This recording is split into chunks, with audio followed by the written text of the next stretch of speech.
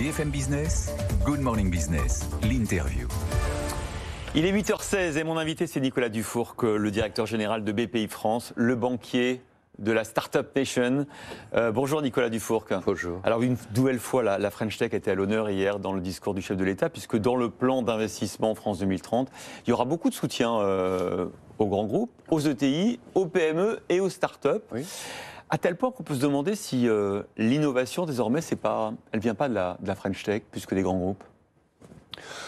En fait, on est dans des catégories qui sont en train d'exploser. Hein. Ouais. Parce que qu'est-ce que c'est que la French Tech? C'est devenu quasiment toute l'économie française. Voyez-vous. Toute l'économie, quand on voit les résultats de LVMH hier soir, on se dit que quand même les grands groupes ont encore de beaux restes. Non, mais bien entendu, c'est pour ça que moi je ne fais pas de distinction. Enfin, pour moi, il y a un continuum. Hein. Les grands groupes travaillent de plus en plus avec ceux qui étaient des startups, qui sont elles-mêmes devenues des PME, certaines sont même devenues des ETI. Hein. Tout ça va à une vitesse extraordinaire. Ouais. La boule de neige est en train de grandir littéralement devant nous. Qu'est-ce que c'est qu'une start-up? C'est plutôt une entreprise jeune qui a 2-3 ans, qui est encore petite. Mais celles qui étaient petites il y a 3 ans sont devenues grosses. Ouais. Vous avez des entreprises qui font 1000-1500 salariés. Mais avant, on faisait pas confiance, Nicolas Dufourcq, aux petites entreprises, aux start-up. Et on a parfois loupé le train de l'histoire. C'est ce qu'a reconnu Emmanuel Macron hier. C'est-à-dire quand on voit les Américains qui ont regagné la course aux lanceurs spatiaux avec une boîte privée, Elon Musk, l'automobile aussi au départ, la disruption électrique de Tesla, qui vient de ce terreau-là. On n'y croyait pas, nous, on n'était pas dessus il y a 10 ou 15 ans. Aujourd'hui, on le voit tous les matins sur ce plateau, la French Tech, elle nous surprend, elle nous émerveille, elle nous projette dans l'avenir. Non, mais absolument. On doit reconnaître que culturellement, les Américains donnent à leurs start-up, donc fondées essentiellement par des ingénieurs, le droit à changer le monde. Ouais. Complètement. Alors, elles sont assises sur une géographie gigantesque, un marché extrêmement profond, et puis surtout un marché financier qui lui-même adore faire des gigantesques paris. Hein. Donc, en effet, Elon Musk a pu mobiliser des capitaux de dingue dès le début pour changer complètement la face du secteur automobile mondial. C'est quelque chose qui n'était possible ni en France, ni en Allemagne, ni en Italie, ni dans chacun des 27 pays européens. Et on l'a vu dans la santé. Regardez, le vaccin anti-Covid à base d'ARN messager, c'est deux start-up, que ce soit Moderna ou BioNTech, qui après s'est allié avec Pfizer, qui ont sauvé la planète. Hein. Oui, tout à fait. Sur la base d'une technologie qui elle-même, quand on remonte à notre label Jacques Monod, hein, bien sûr. Et du coup, est-ce que ça veut dire, c'est ce qu'a rappelé le président hier, que la Bpifrance, évidemment, vous êtes un acteur clé de cet écosystème que vous avez fait naître, que vous entretenez aujourd'hui. Est-ce que le chef de l'État a dit, dans ces cas-là, on fait des paris, on prend beaucoup de risques, il faut accepter de perdre de l'argent. Est-ce que, par exemple, Bpifrance, vous avez beaucoup de paumes? Est-ce que vous perdez beaucoup d'argent, parfois sur des projets? Est-ce que ça fait partie de cette nouvelle conception de l'économie? Non seulement nous, mais tous les fonds privés de la place perdent sur un certain nombre de leurs investissements. C'est une logique de portefeuille. Donc on investit dans 10 entreprises, il y en a une qui va devenir Sora ou qui va devenir Miracle, et il y en a 9 qui vont être... il y en a 7 qui vont devenir moyennes, et 2 qui seront des échecs, et parfois très profonds. Hein. C'est une logique de portefeuille. Donc dans le portefeuille de Bpifrance, bien entendu, il n'y a pas que des succès. On n'a pas toujours raison. Mais c'est comme ça qu'on identifie les acteurs du futur. On ne peut pas définir à l'avance qui sont les 40 vainqueurs de 2030. On ne peut pas. Par exemple, vous, on a accueilli Sora, son patron, il y a 3 semaines. 3 milliards d'euros en 2 ans, 2-3 ans. Vous ne pouviez pas le deviner quand vous l'avez financé, parce que vous avez mis des billes dedans, j'imagine. Il a eu ses aides à l'innovation comme tout le monde. Il a démarré comme tout le monde avec le continuum de financement. Hein. Et puis ensuite, je veux dire qu'on ne l'a même pas vu. Il n'est pas venu chercher les capitaux chez nous, il est allé directement dans des fonds d'investissement de la place, que par ailleurs nous finançons pour les encourager. Hein.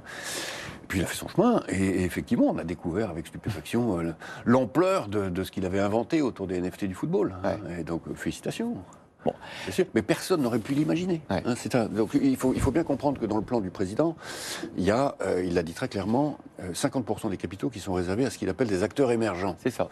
Il dit acteurs émergents pour ne pas dire start-up. C'est ce qui nous a beaucoup étonnés. Parce que start-up, ça devient finalement un peu connoté d'une certaine manière. Il peut y avoir des acteurs émergents qui sont des PME. Une PME de je sais pas quoi, de Cluse ou de Bellegarde dans la vallée de l'Arve, et qui est particulièrement innovante. Elle va être émergente sur le vélo du futur, par exemple. Hein, voilà. Et 50% des capitaux du plan seront réservés à ces acteurs-là. C'est ça. Voilà. C'est ce qu'a dit le président. Donc ça, c'est un changement culturel fondamental dans un pays traditionnellement colbertiste. Alors, Alors par exemple, un sujet qui est passionnant en ce moment, le nucléaire, le retour nucléaire, notamment peut-être en partie avec des petits réacteurs que dans la France ne maîtrise pas encore la technologie, alors que les Chinois, les Américains le font. Est-ce que vous croyez que ces petits réacteurs seront construits par EDF ou par une start-up ou par un acteur émergent?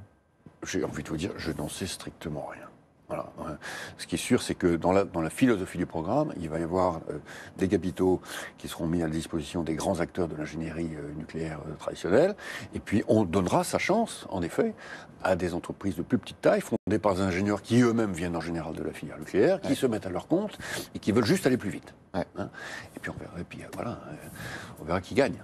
Comment on va choisir les projets? Parce qu'hier, il y a quelque chose qui n'était pas très clair, c'est sur la gouvernance. Comment ces 30 milliards d'euros pour France 2030 vont être alloués? Qui va décider?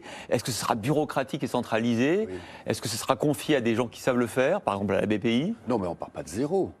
La BPI, donc ça fait maintenant 9 ans qu'on existe. Au début, on distribuait à peu près 500 millions d'euros de subventions du programme des investissements d'avenir par an. C'est ça. Bon, avec des méthodes qui ont été tout à fait éprouvées, des appels à manifestation, des appels à projets, des jurys.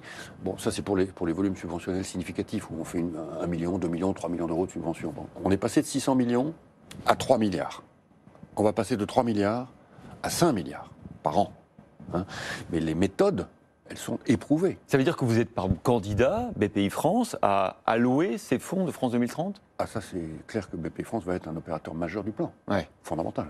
Enfin, le grand opérateur du plan, c'est sûr. Le grand opérateur du plan. Bien sûr. Parce que vous avez les outils que vous avez développés pour financer notamment les French Tech dont on parle. Toute la montre suisse qui répond à votre question, qui est comment est-ce qu'on alloue, comment est-ce qu'on choisit, comment est-ce qu'on fait en sorte de, etc., elle existe. Elle a été éprouvée depuis de nombreuses années maintenant. Ouais. Et je pense qu'on peut dire qu'elle est assez efficace. Alors, beaucoup d'acteurs de l'économie se posent la question de savoir quels sont les secteurs en particulier, quels sont les projets qui vont être soutenus, comment l'État va choisir. Oui. Si on reprend le raisonnement du début, au fond, vous n'allez pas choisir. Vous allez donner de l'argent, vous allez éparpiller les risques et vous verrez ce qui émerge. Absolument.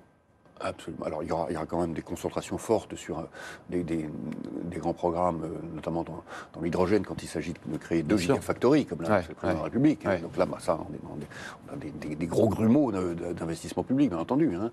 Mais pour tout ce qui est l'invention de la France 2030 en termes d'innovation, en rupture en particulier, en effet, on est dans une logique d'écosystème, fondamentalement. Comment on fait le lien, justement, entre ces entreprises naissantes, émergentes, les ETI et les grands groupes? Comment on a... Excellente question. En effet, vous avez de plus en plus de start-up qui sont créées par des chercheurs ou des chercheuses eux-mêmes qui se sont mariés avec un ou une manager, un financier. C'est incroyable de voir les gamins qui sortent de Centrale ou Polytechnique et qui s'associent avec un ESSEC ou un HEC. Voilà, donc tous les matins vous voyez ça. Bon, alors ils sont dans ce qu'on appelle la deep tech. La deep tech par rapport au digital, c'est que vous fabriquez un objet. Cet objet, ensuite, il faut bien l'industrialiser. Donc l'industrialisation de l'objet, ça va être une partie très importante de ce plan, c'est-à-dire qu'on aura des aides qui permettront de faire la première ligne pilote, la première usine, puis la deuxième usine, avec des volumes de capitaux de plus en plus importants. Au début 2 millions, 3 millions, puis 100 millions. Hein. C'est de ça qu'on parle. Dans l'usine de Insect à Amiens, on a mis 60 millions. Dans l'usine de Afirène à Saint-Avold, on a mis 50 millions. Donc c'est des très très gros volumes. Donc ces entreprises qui sont des start-up hyper techno, avec un ingénieur qui a pensé sa chose, etc., un petit bureau d'études, etc., très rapidement deviennent une ETI industrielle. En 2 ans. C'est ça la grande nouveauté du moment. Le génie du moment qu'on vit là, c'est qu'on est capable de dire... savoir faire des ETI, même pas des PME, des ETI industriels en 3 ans. Avant, il fallait 30 ans pour faire une ETI industrielle. Ouais. Et le lien avec les grands groupes, comment on l'assure après? Ou est-ce que vous pensez que justement, c'est intéressant que vous ayez pris ces 2 exemples d'Insect et Affaires, parce qu'ils peuvent se débrouiller tout seuls. Ils n'ont pas forcément besoin d'une alliance avec un grand groupe installé.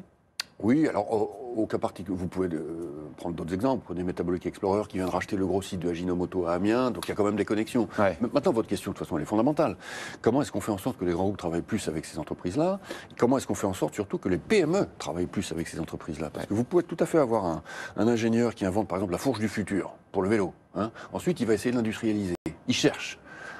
Son réflexe naturel jusqu'ici, ça a quand même été d'aller industrialiser à Shenzhen en Chine. C'est fini, ça. Vous êtes sûr? C'est fini, c'est marginalement, c'est partiellement fini. Mais ça va finir si, et seulement si, on répond à votre question, on est capable de lui dire à ce jeune, tu peux industrialiser dans telle usine de la vallée de l'Arve, en te met en relation avec un patron de PME que tu n'aurais normalement jamais rencontré dans ta vie. Et ça, c'est votre boulot. C'est notre boulot. C'est ce qu'on appelle Tech in Fab. Bon, c'est un peu un jargon, mais que la French Tech, donc qui est en fait générationnelle, c'est les jeunes, parlent à la French Fab, qui sont plutôt des quadras, patrons de PME, qui savent articuler, orchestrer une ligne de production pour un nouveau produit. C'est leur métier, c'est des artisans de l'industrie. Une industrie qui est d'ailleurs déjà du futur, fondamentalement, déjà digitalisée, en train de se décarboner, des PME qui sont fantastiques et qui ne demandent que ça. Vous avez vu, ce matin, on a reçu... Sauf que ces PME ne connaissent pas les startups. L'inventeur de la première motoneige électrique qui va fabriquer en France. Absolument. Ben vous prenez De Vialet, ces 3 usines sont en Mayenne. Donc tout ceci redevient possible. Est-ce que vous êtes inquiet sur ce qui se passe depuis quelques jours, quelques semaines dans l'économie mondiale? Parce qu'on était en septembre dans l'euphorie de ce redémarrage et de ces perspectives de rupture technologique qui allaient porter l'économie mondiale. Là, on voit la hausse du prix de l'énergie, les pénuries de matières premières. On a parlé d'Apple ce matin qui ne pourra pas fabriquer autant d'iPhone qu'il le voulait pour Noël. Les taux d'intérêt qui commencent, on voit les 10 ans, allemands et français, à remonter. Est-ce que vous avez peur que ça enraye la belle mécanique? Je ne pense pas que ça va l'enrayer. Je pense qu'on est dans... En anglais, on dit roaring. Alors, combien d'années En tout cas, je pense que l'économie est extraordinairement profonde et les constantes qui poussent la croissance sont là. Maintenant, c'est vrai que l'effet de catapulte qu'on avait anticipé, vous vous en souvenez, on l'a dit à plusieurs reprises, il va se ralentir maintenant. Ça, c'est tout à fait clair. Et il va falloir absorber, en effet, l'augmentation considérable de la demande, en particulier de composants, qui bloquent pas mal de secteurs. Le marché global mondial du composant, il est passé de 470 à 550 milliards. Et donc, évidemment, il faut construire des usines pour Et on va réussir à relocaliser des semi-conducteurs encore plus qu'au-delà de ST microélectronique de ce qu'on fait aujourd'hui? Bien sûr qu'on va le faire. Bien sûr, dans le plan, vous avez vu qu'il y a 6 milliards pour le 6 milliards, donc, il y a 6 milliards pour faire en particulier de la capacité. Mais pour ceux qui nous écoutent, parce que c'est peu su, la France est une grande puissance du semi-conducteur. Notamment avec ST. Et pas seulement la France, même l'Italie, les gens ne savent pas ça. Les grandes usines d'Agrate à Milan ou de Catane sont d'échelle mondiale. Donc non, il n'y a pas à rougir de notre position de semi-conducteur. En revanche, c'est un marché qui est en pleine croissance, il faut le capter. Merci Nicolas Dufourcq, directeur général de BPI France, d'avoir été l'invité de Good Morning Business. Tout de suite, il est 8h30, le journal.